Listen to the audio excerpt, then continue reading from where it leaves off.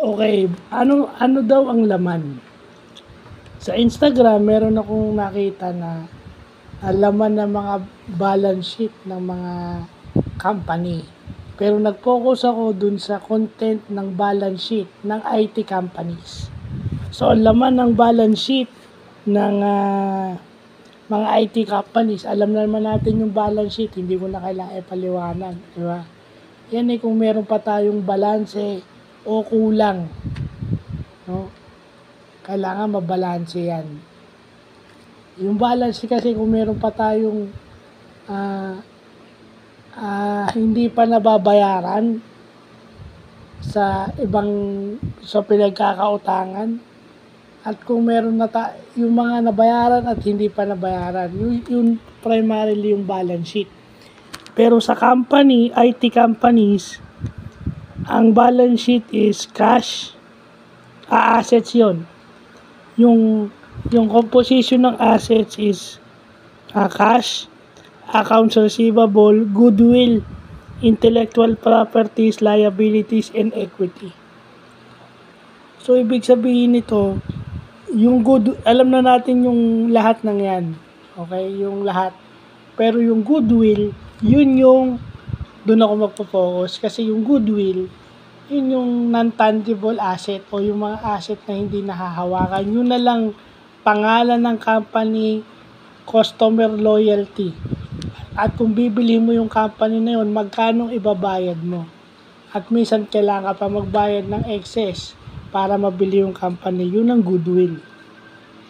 So sa IT company, yung goodwill is bumababa. Sinecheck yan kung bumababa o tumataas by the process that is called goodwill impairment testing.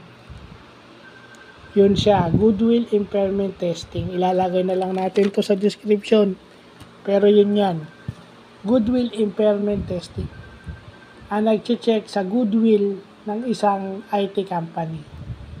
So, kung ang chief finance officer nyo nagsabi ng ganito sa inyo, as member nung technical team ng IT, kasi yung ginagawa nyo would increase the value of the company or even decrease that. Kaya nga may intellectual property kasi kung may nakapatent kayo na sa inyo lang, kagaya ng Windows o ng Microsoft, kasi yung Windows sila nakapatent. Sa mga open source naman, telepono mo.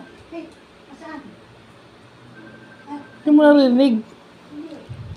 So, doon naman sa mga open source companies, yung cash, yung goodwill, at saka yung liabilities, intellectual property rights, yun.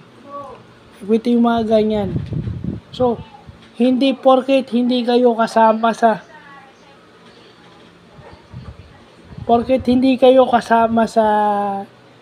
finance team o sa madaling sabi sa economic team ng company, wala kayong pakialam. Remember, what you do affects their job to keep the company financially healthy or financially stable. So, yun. Yun yung importanteng nalalaman natin ngayon. Isa lang yung tinignan ko pero may natutunan akong bago, di ba? May goodwill impairment testing pala. So, yun lang po.